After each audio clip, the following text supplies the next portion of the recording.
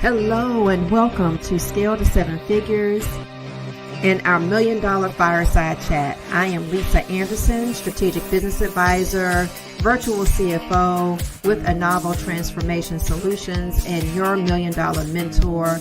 And I am excited you are joining me.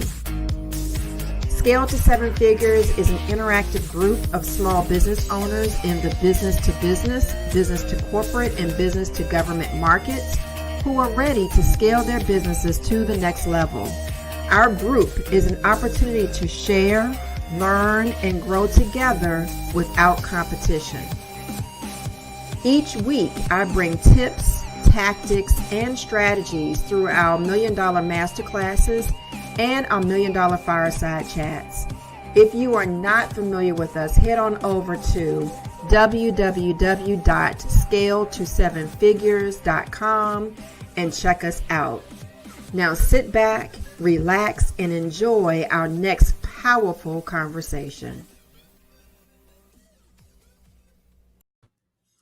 Well, good evening and hello, everybody. Welcome back for another $1 Million Fireside Chat. I am super excited to see you out here. I see a few of you have already started to join in. So please let us know that you are there. Let us know that you can hear us and see us. Just say hello. I appreciate you. We are actually streaming for the first time this evening on not only Facebook.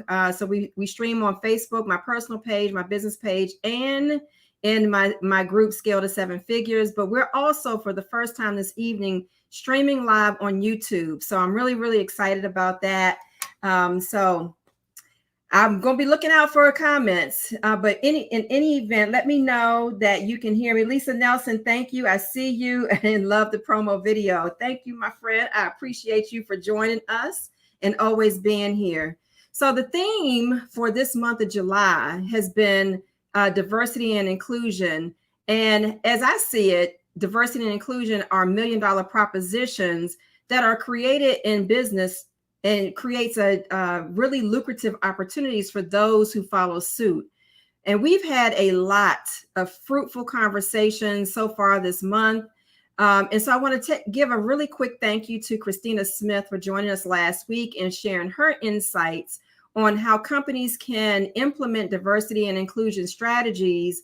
And then also she shared her top three strategies for developing diversity and inclusion policies within organizations. So check out our video. You can find it again on my personal Facebook page at Lisa Delaney Anderson, on my business page at A Novel Transformation Solutions. But of course, we would love for you to join our group, which is Scale to Seven Figures here on Facebook.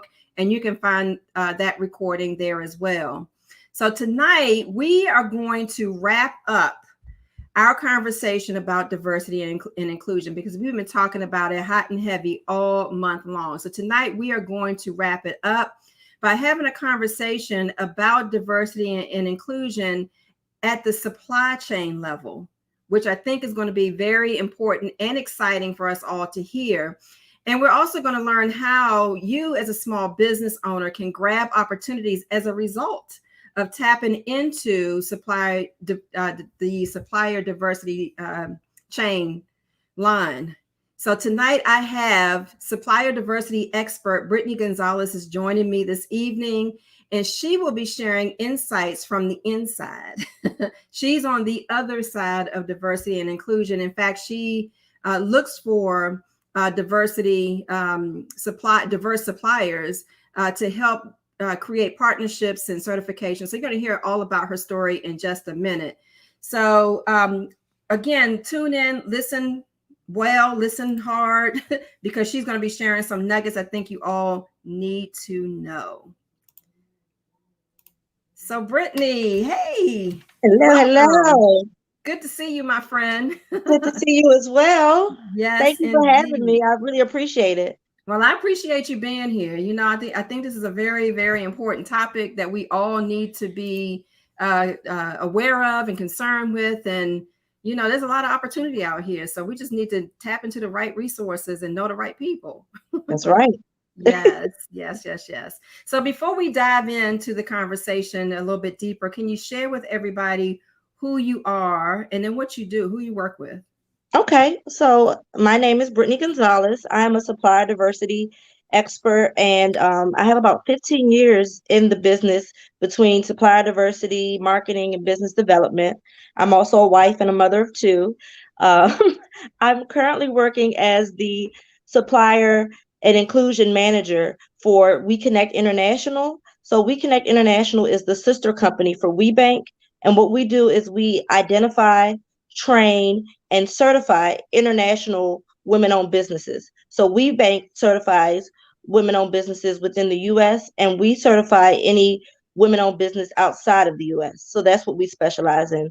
And then the other side of our organization, very similar to WeBank, is the membership side, and that's the side that I work with. So what I do is I recruit, retain, and also work with women, with organizations as they develop their global supplier diversity efforts. Mm. Work with larger organizations. Correct. So we Yeah. work with like multinational organizations, Fortune 500 companies, companies of that stature.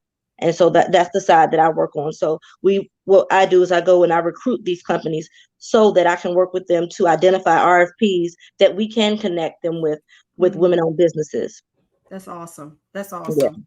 So And prior to that, we have a database of over 10,000 women-owned businesses, global women-owned businesses. So we do work very hard to go out and identify those women-owned businesses and get them certified. that's awesome. That's necessary. And, again, it can be a very lucrative proposition if you tap into the right people and tap into the right resources. Very true, very true. We offer certification in over 46 countries, and Wow. and we're constantly expanding. So definitely, definitely. So supplier diversity is not just something that's important here in the United States, sounds like then. No, not at all. It's something that I would say is the main hub for supply diversity is definitely in the United States, but Mhm. every day the global supply diversity, I guess you would say, space is growing, and Yeah. it's actually growing very, very rapidly, very rapidly. Yeah. The more organizations are really seeing the importance of expanding their efforts and their programs globally.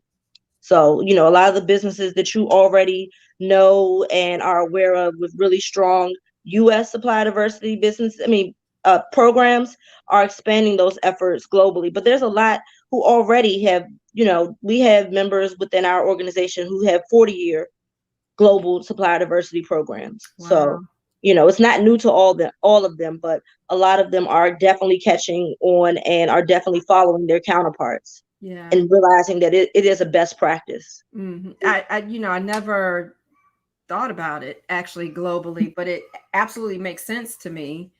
And I know it's been extremely important over the course of the last, 90 days or so. Oh yeah. Oh yeah. A Yeah. lot of long days, a lot of things going on. Can you share with everybody kind of what is different now versus 90 days ago? What's creating that increase in workflow? What I would say is two things actually.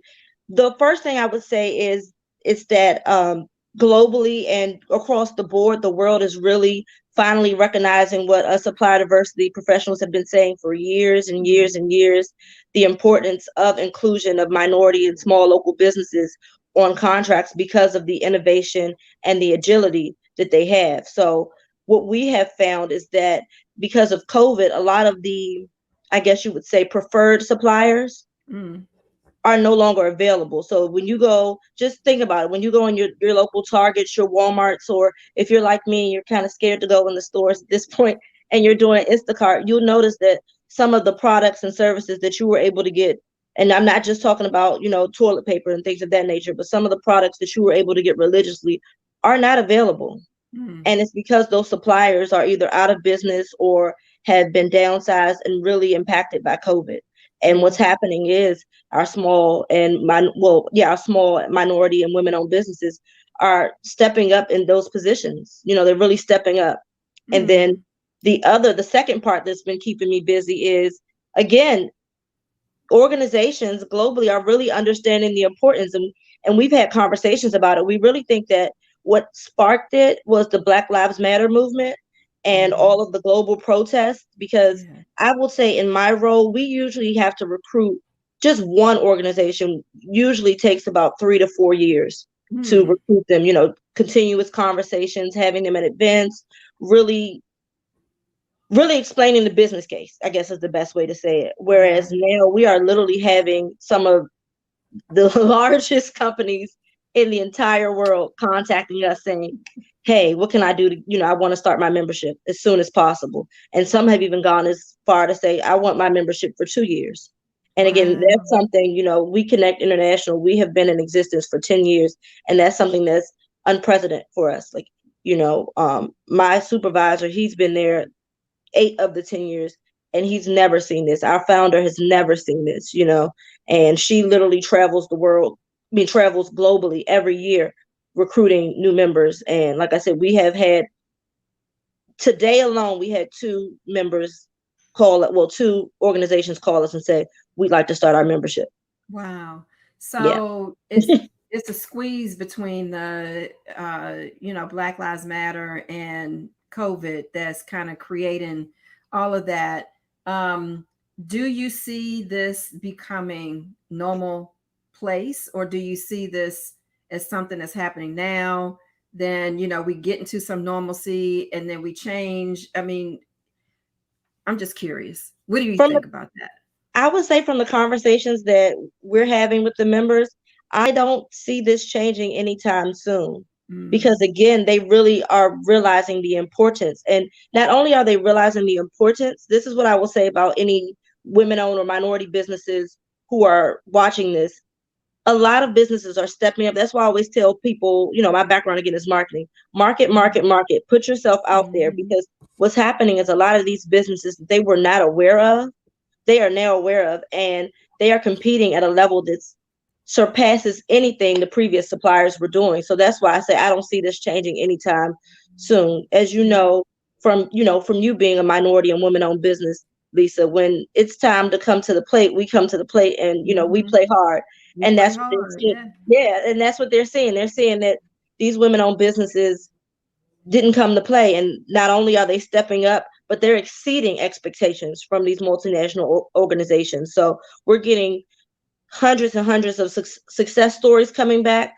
We're getting stories Mm, about how where they could not find, like, let's just talk about the virtual space. We have multinational organizations who are scrambling to find online and virtual platforms, and mm. our women-owned businesses have stepped up not only to provide that platform, but all the wraparound services that go with it.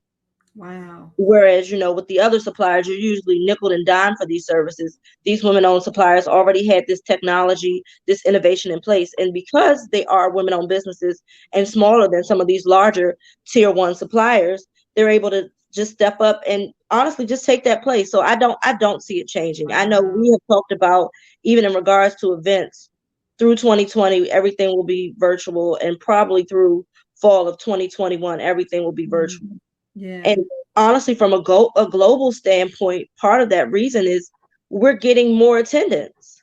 So Mhm. now, Mhm. with the in-person event, you have to pay for travel, you have to pay for accommodations, things of that nature. So we're finding, we had a webinar in South Africa about 2 weeks ago, and we had over 500 attendees.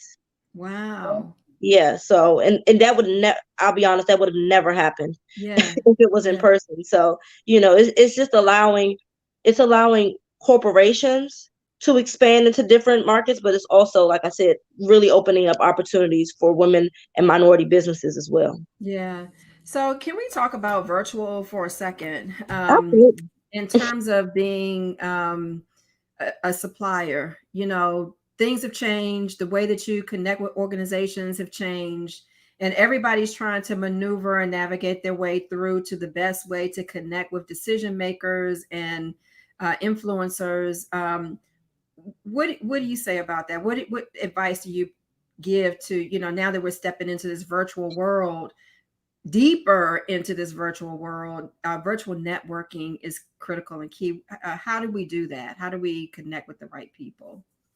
I would say first, definitely utilize your resources. So your NMSDCs, your whatever your Mhm. local organization is, your WeBanks, your We Connect Internationals, because we do have those connections and those relationships already established. And something the corporations have told us that they're doing that we weren't aware of, they actually are setting aside virtual business hours for for businesses within their supply diversity departments. So, whereas you would think, oh, they're so busy, I know I can't get in touch with them now. A lot of them are setting aside time to be of assistance to minority and women businesses. Yeah. So I would say definitely this is the time to put yourself out there. If ever before you were nervous about putting yourself out there, do it now, because the Hmm. one they're stationary, so they're not traveling, they're not, it's busy. I'm not going to say they're twice as busy, to be honest, because most of them are working in several different capacities right now. But what I Right. will say is that they understand the importance, and they are carving out time in their busy schedules specifically for women and minority owned businesses, whether it just be for coaching or even just to understand the business proposition. Yeah. Yeah.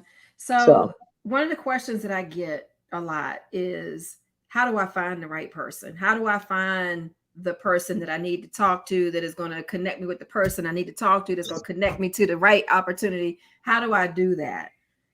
there's a couple of ways. One thing I would say is, of course, just go on the website to see what information they have available. I will tell you, straight, a lot of companies just give you the generic supplier diversity at XYZ.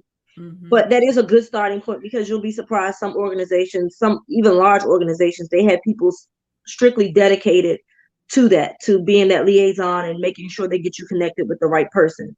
The Yeah. second thing I would do is say, do your research. So look to see who are the professionals you see talking at events. Who are the professionals that you see, out on the forefront?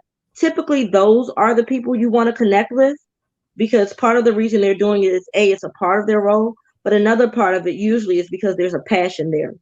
Mm-hmm. So, whether virtual or in person, preparing for an event is not an easy task, and it's something in addition to what you already have going on in your role in your everyday task. So, like I said, if you see those people, those professionals that you see showing up at events or speaking at events or on these different platforms, those are the people you want to reach out to. Yeah. And so even something like this, if for instance you saw Mhm. me speaking and you wanted to know how to get in touch with me, simply reach out to Lisa. Hi Lisa, I saw the interview with Brittany Gonzalez. I was really moved by what she had to say. She had some really good insight. I have some follow-up questions. Would you mind sharing her information? We have that happen all the time. And I Mhm. would say 9 out of 10 times, the organizations always say, go ahead, yeah, give them my information, give them my personal email. They don't Yeah. want to put their personal email. Most of the time, to be honest, people think, especially suppliers, think that the reason that the personal emails aren't listed online is because they don't have the desire to talk to you. It's not. It's usually more of a safety reason for Mm. firewalls and things of that nature. Our organization, even though we're an NGO and we're very small, we're constantly um, we have attacks of Yeah. or people trying to hack our system because of the different contacts that we have globally. Yeah. And so with these multinational organizations, these Fortune 500 companies, it's the same situation. They just, for security purposes, they can't take the chance of having all their email addresses published, because what happens is the hackers they'll just hit everybody until they can crash those systems. And again, some of Mhm. these organizations are literally the organizations that, keep the world spinning. So they Yeah. can't take that chance. So again, it's not a situation where they want to be standoffish or they just don't want to be contacted.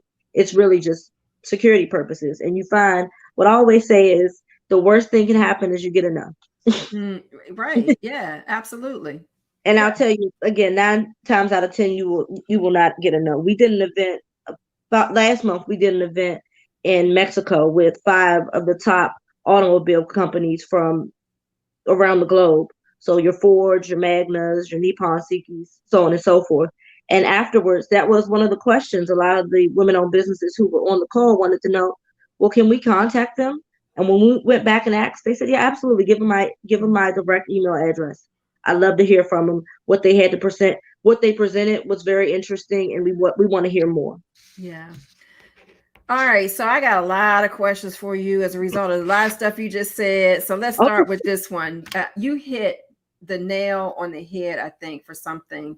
One of the things I talk a lot about as it relates, with small businesses is your network is your net worth.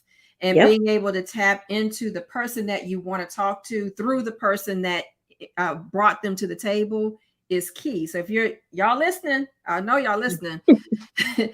Connect with me so I can connect you to Brittany, right? But my question is, you said something about making certain that you connect with the person that's on the forefront, and I think that's very important. That's how you and I met, Yep. right? I mean, at an event where you were, and as a result of that event, we've reconnected several times over, which is why you're here today. Exactly.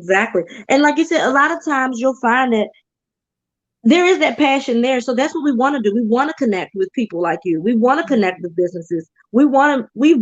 And that's the other thing. So a capability statement is great. It's great for me to read your capability statement and understand what you do and have a snapshot of it. But when I have that personal relationship, when I Yeah. get that call that says I'm looking for XYZ, I can say, oh, I know Lisa does that.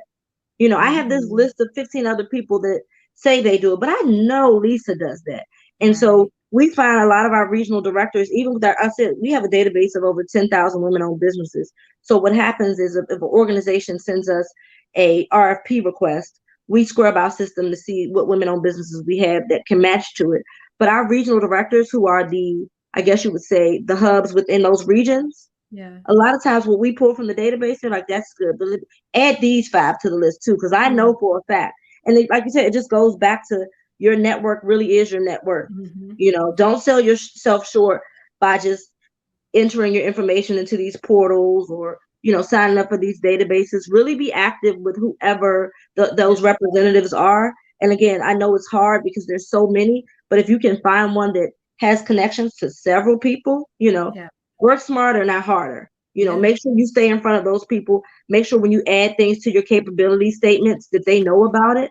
And also make sure you're updating your profiles. I can't tell you how many times we do a search and people are overlooked because in their profile that information isn't there. And again, no one is going to be able to go through a system of 10,000 women-owned businesses and say, oh, okay, let me look for each one and read everything. It's impossible. It's just not enough hours in the day. So Mhm. So profiles. Then I have another question after that. mhm. Profiles. We're talking about profiles within the company diversity portal. Yes. Are there any other profiles that we should be considering, where you may reach out and take a look at suppliers? I would say again, the organizations, they're individual ones, but again, if you can get into these organizations where it's free and they are a Mhm. hub, for instance, I know our self certification. So again, we do offer certification in 46 different countries, but there are just some countries that we don't have the capabilities at this point to Sure. do certification, and so those women-owned businesses can self-register, and that's absolutely free. Mhm. And then Mhm. even I would say on average certification costs about $5. And what we always tell the women owned businesses is it's $500 worth getting in front of 100 of the top leaders from 100 multinational organizations. I'm talking about your Johnson and Johnsons. I'm talking about, Right. Getting your $1 billion roundtable organizations Yep. that on average you could email supplier diversity all day and you won't get in touch with these people. But again, having that network and being able to go back and say, hey, I see Johnson has this RFP. Would you be willing to connect me with XYZ? Yeah. Sure. Yeah. So Absolutely. yeah. And then even if I know sometimes our regional directors, in addition to our network, if there are, I guess you would say like industry networks, join those as well. They're usually free, but a lot of times if you're not in our network per se, they're looking for something specific, they'll reach out to their partners there as well. So again, I Mhm. just say do what makes sense for you. I don't think you should go and log into everybody's portal for everything, because everything Right. is not for everybody. But take that time to do the research to realize, what products and services you offer, and what companies align with that. And Right. those are the companies that you want to make sure you're propositioning, and you want to make sure that the networks that they're affiliated with, that you're affiliated with as well. Yeah, absolutely. That's good stuff right there. All right. So my next question is, we figure out, we tap into our network, we get connected with the right people, we update our profiles. Now we get a meeting. What should we be prepared to say to these organizations? Because that's another big question. And one of the key things that we work with companies on as well is your pitch deck. What does that need to look like? First and foremost, first and foremost, and I know you tell everybody this, Lisa, but I have to repeat it. It's kind of like, it's a part of the steps. Do not lead with your certification. Mm-hmm. Do not lead with your certification. It is a turn off across the board. Yeah. We're happy that you have it. We're glad that you have it. It's definitely an asset, but you should never lead with that. You want to lead with, what are the innovative things that you've done or are doing? What are the innovative and agile services that you have? What differentiates you from other suppliers? That's what you want to lead with. You Mm-hmm. really want, in that first 30 seconds or so, you really want to differentiate yourself so you stand out. Also, we tell suppliers, make sure you're saying something memorable. Whether it's an influx in your voice, whether it's, if you sell a tire, wear that, wear something really bright. Do something that makes you stand out. Say something that makes you stand out, because they're talking to thousands, Yeah. thousands and thousands of people. And even if for whatever reason you forget to do it during that meeting, make sure when you follow up, it's the same thing. I always tell people, it's essentially an interview. It really Mm-hmm. is an interview, and you just want to stand out. Again, you want to make sure that you mention the certification. Sometimes you don't even have to, but that can be in your capability statement. We all can read, but don't lead with that. They go almost deaf deaf ears as soon I as don't you know leave with that. why everybody does it. It's like, I don't know, I but it can't is. tell you It's how. like the plague. You don't want to do that. Yeah, it's not, but they do it. Hi, I'm a woman-owned business. Great to hear. I'm certified with Okay. WeBank. I'm Thanks. 8A. I'm Thanks. MDB. Yeah. Oh, I have great. this certification, this and this and this. Thanks. What do you do? Hmm. That's what I want to know. What do you do? Well, one of the things that I recommend is that people put themselves in the buyer's position, because we buy stuff all the time, right? I mean, That's right right. now I'm in the process of buying some stuff to make my backyard my safe haven. There it is. And I'm not just buying from anybody. I'm doing my research, I'm doing my homework, and I'm asking some hard questions. So put yourself in the buyer's position and ask all the questions that you would ask of a supplier before Correct. you engage them to come in. You don't Correct. care. I mean, yeah, you certainly probably do care about their licensing, but there are other things that you just don't simply care about. Can you do the work? Who introduced you? Do you have some references that you can provide to me? Can you give me some samples of the work that you've done? Right. Correct. Yeah. I know one of the main, a lot of times what we get is they want to know if the business has worked like with like-minded or like-sized organizations, Hmm. because you may be able to do it for XYZ, but can you do it at the scale that we need you to do it at? Right. So that a lot of times, if you can show that, that Hmm. immediately piques their interest. And then, like you said, make sure in your pitch that you are providing a solution, Right. because that's really what it's about. Like you said, as a consumer, when you're going out and buying things, think of the things that you do. Think of what's, especially when you're buying something that's not familiar, when you're Right. buying something new, the research that you do and the questions that you ask. That's what you want to be providing for them, because that's all they're doing. They're essentially buying your service or your good. Yeah, That really is absolutely. it, and that's all. So when you frame it like that, you'll find that it's a lot easier to have those conversations. And again, I get it. It's a lot of pressure. These conversations, Hmm. if they go right, can literally change your life overnight. But that's why it's so Absolutely. important to be prepared, and that's why it's so important to do your research ahead of time. Hmm. Make So, sure. I'm sorry. Go mhm. ahead. No, you finish what you were going to say. No, I was just going to say, make sure you do your research. Understand what they buy. Understand how they buy. And if you can't find that just by doing your own research. Again, reach out to some of these networks and ask these questions ahead of time. Yep, absolutely. So you talked about making certain that, it's not just that you can do the work, but can you do it to the magnitude of which we need you to do the work? One of the things that I recommend is that organizations also incorporate in their pitch some of the partnerships, strategic partnerships that they're aligned with, because that also helps to address the order of magnitude that they're able to manage and scale. Absolutely. Yeah. No, absolutely. Yeah. Like you said, even if it's not a, I guess you would say, formal joint venture, but if you have those partnerships that that you have in place that give you that ability to be agile and to scale, definitely mention those things. Mention those things. If you know that they have done business with a certain organization or that's one of their prime suppliers and you also have serviced that supplier or you work with that supplier, absolutely say something about it. Say something about it. People work with and connect with people that they're familiar with, which is one of the reasons why supplier diversity is so important. A lot of times, as minorities and women-owned businesses, we're overlooked because we're not quote unquote familiar in those supply chains. But if you can find a way to make yourself familiar and sell your organization and your company in a way that makes you familiar, Absolutely. and then Familiar, once you get the familiar and contract memorable. performed, yeah, and memorable, exactly.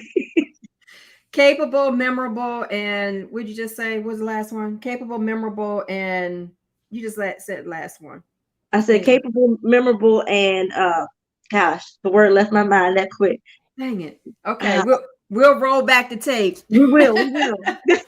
Yeah, that's some. You That's want to some make good a stuff. connection. Essentially, is I forget the word I use, but you want to make sure that you are doing something that shows the connection between you and that organization. Yeah. Familiar. That's the word. Familiar. Yes. Familiar. Let me write that down. Familiar, capable, and memorable. Mm-hmm. So we jump right into the conversation, but I would like for you to share what exactly is supplier diversity and what are organizations really looking for?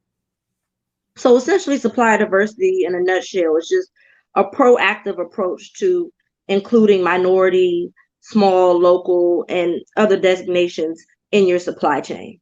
And what organizations are looking for, they're looking to be inclusive of, again, those businesses. So your minority businesses, your women-owned businesses, veteran-owned, disabled, et cetera, et cetera. They're looking for that, but they're looking for organizations who are also capable. So the important thing about supplier diversity, what I always tell people is we aren't trying to give you a contract. You never want someone to just give you a contract. The real basis of the supplier diversity efforts and programs are to give you a seat at the table so that you can prove and that you can compete against these other organizations. And that's one of the reasons why you don't leave with your certification. Because you should be able to compete and or be better than these organizations without the certification. The certification is just the icing on the cake. I think that's the best quote of the night. Seriously, that supplier diversity ensures that you get a seat at the table. The rest of it, the dancing, the presentation, and the sealing of the deal is all on you. And that's so true. A lot of businesses rely on that certification. And it's really not about that. I think one of the things that for me, why I'm so passionate about supply diversity is because a lot of these businesses, it's very clear they are better than some of these other suppliers. They really are. Whether it's in their innovation, whether it's in their agility, whether it's in their customer service, across the board, they're better, but they just aren't given that seat at the table. And so that's why I always say, with these programs, don't look for someone to give you a contract. I personally am always thrown off if someone comes to me and says, I've been contacting you guys and you won't give me a contract. Again, that's when my ears go deaf because it says, okay, well, thank you for your time.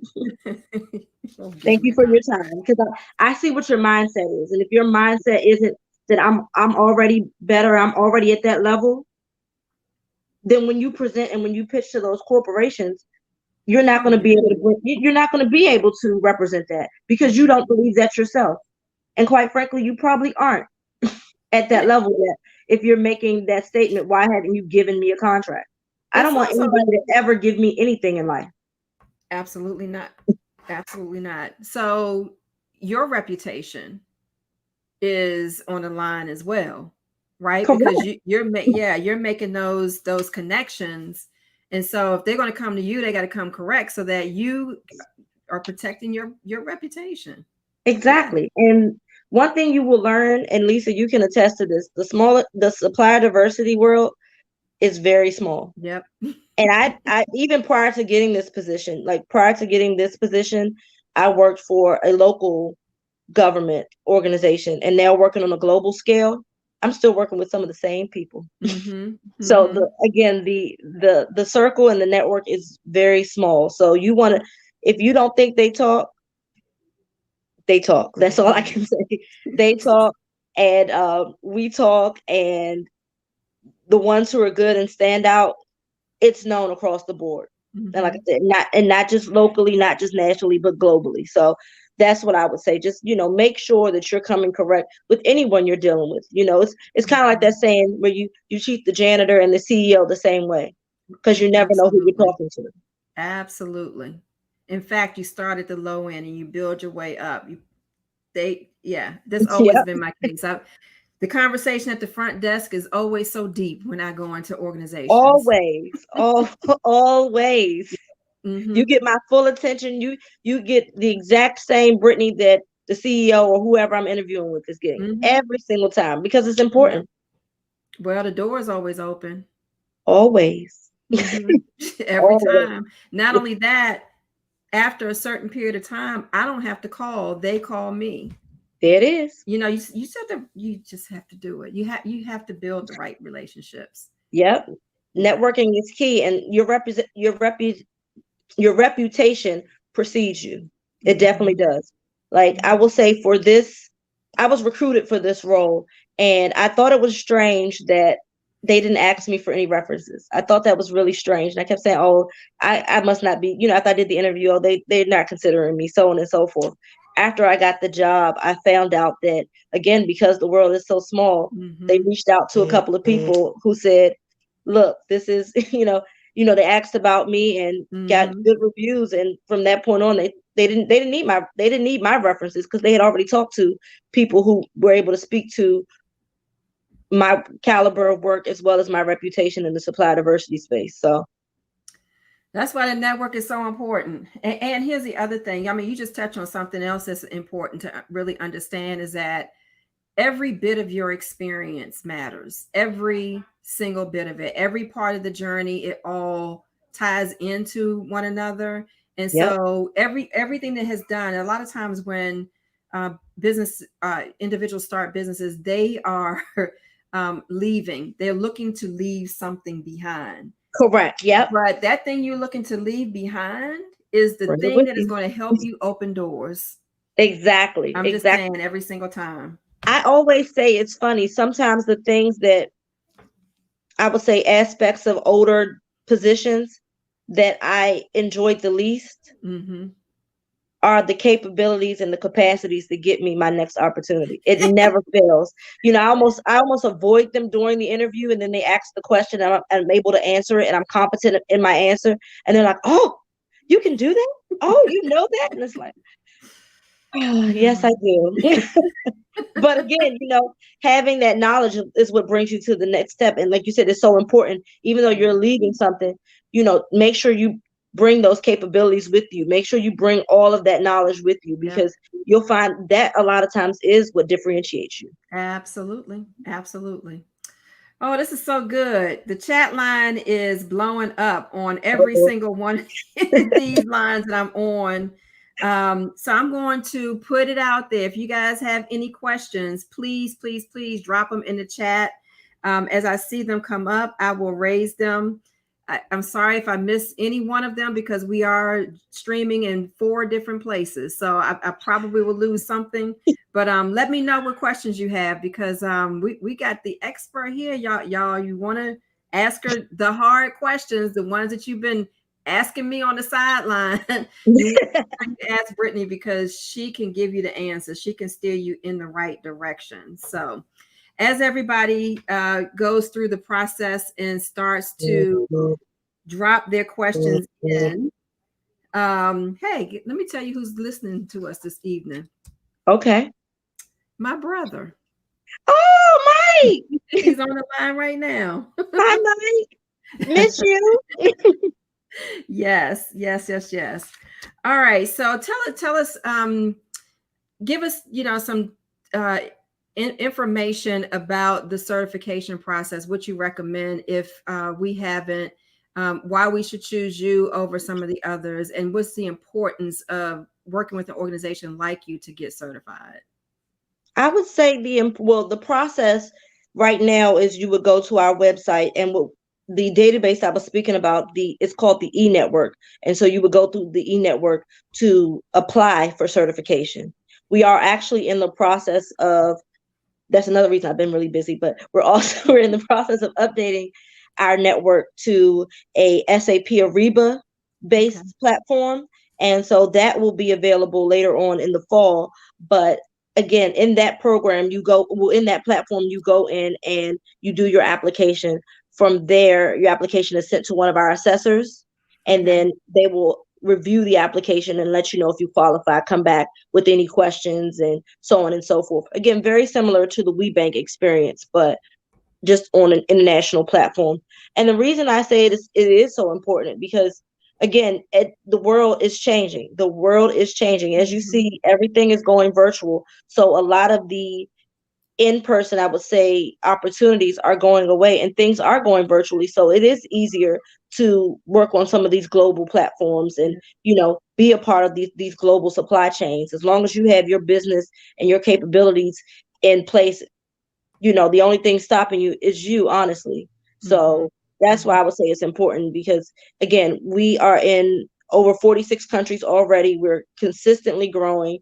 And the way we actually go into different countries, which I found to be exciting when I started, was we go based on demand. So the demand of the actual corporations. So they come to us and say, hey, we're looking to do business in this region or in this country, or we have some opportunities coming out in this region or this country, and we would love, for you guys to do certification here. So that's really how the process works. So it's really exciting. If we are in a country certifying, it's because there is a need there. So once somebody gets certified, sounds like they're in your database. So tapping into you and, working through you to be partnered up with someone as you hear about other opportunities sounds like, how you work with other organizations. Correct. And the exciting part about the new network, the We Community, like I said, that comes out in the fall, is that the corporations will actually have the ability to enter RFPs into the system. Whereas now they have to contact us, and then we let the women-owned businesses know about it, or we let them know which women-owned businesses that we find that pre-qualify for it. But within the system, they'll actually be able to post their own RFPs, and they'll be able to give you the information for you to connect with them directly. So we're really excited about that. And then another service that we offer to our members that they've been taking advantage of is something called the Meet the Members. And so what that is the corporation will give a pitch about either an upcoming RFP or a commodity or a need that they have. Maybe it may not be something immediate. Sometimes it is. And what we do is we go through our database and we only present organizations that are certified in our and then you get the opportunity during that Meet the Member event to give a 2 to 3 minute pitch to those corporations. So that was similar to what I said we did in Mexico with the automobile companies. That's awesome. And we had about 32 women-owned businesses give their pitches to those organizations, and again, a lot of connections were made. So that's fantastic.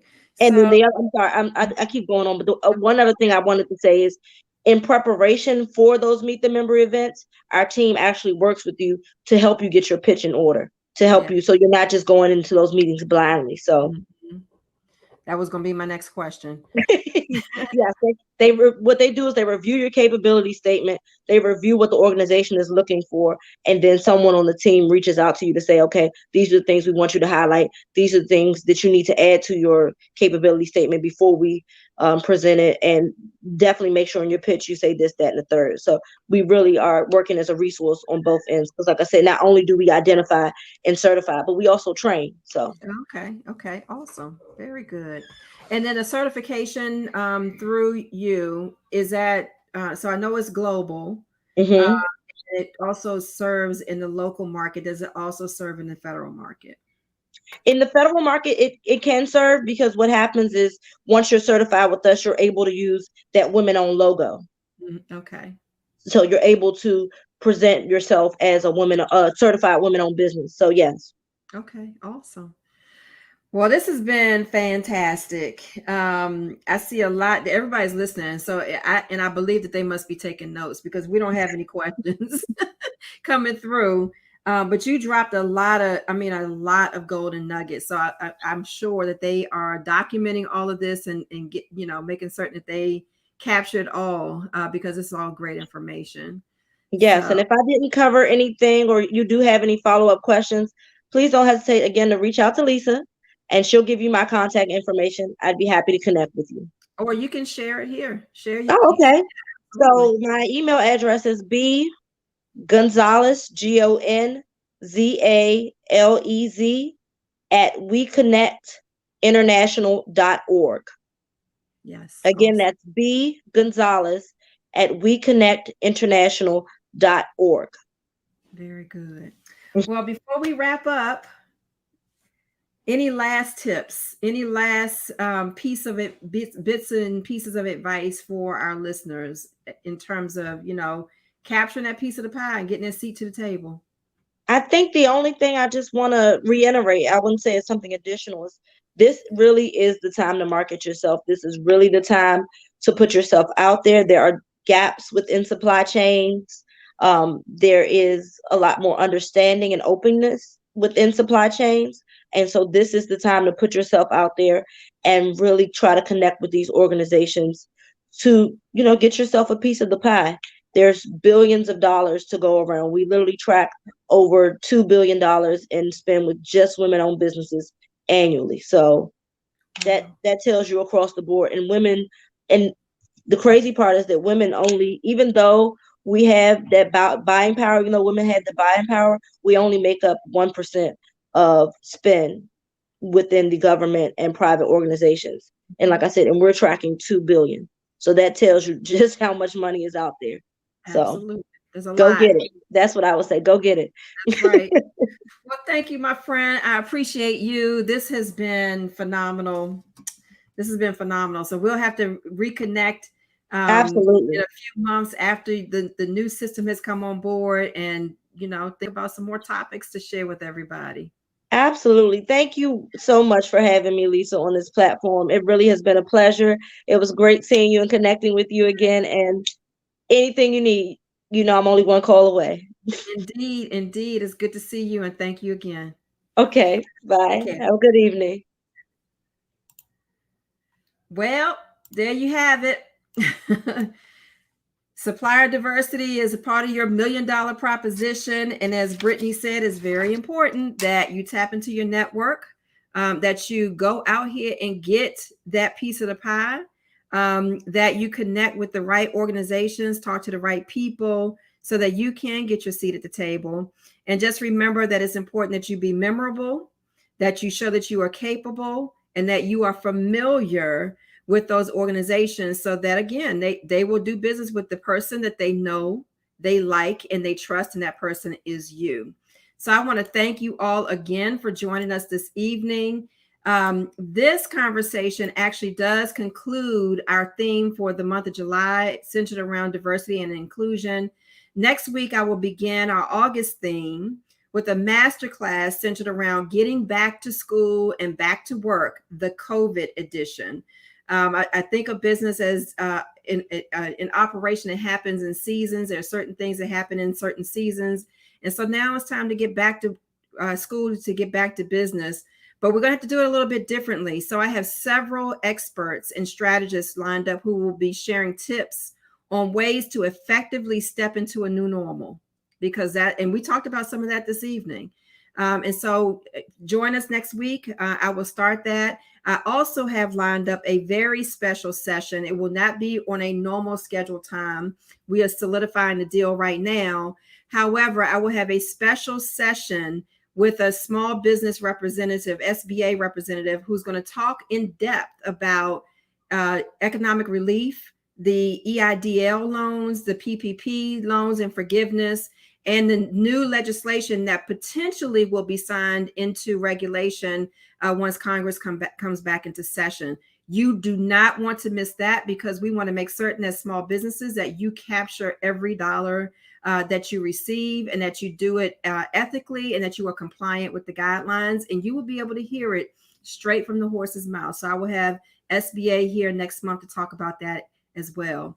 But in the meantime, join me next Wednesday at 6:30 p.m.